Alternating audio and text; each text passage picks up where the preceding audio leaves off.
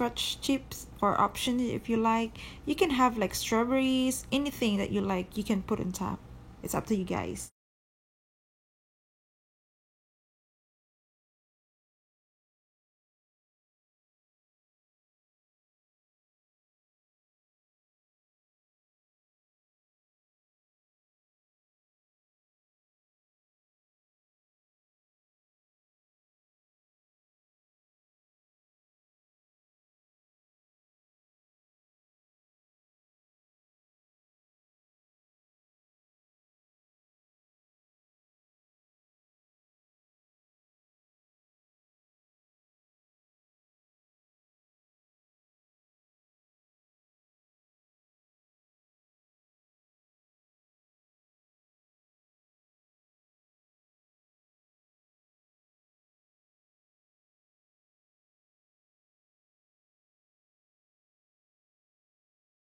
Let's try this one, guys. Is this a blueberry muffins?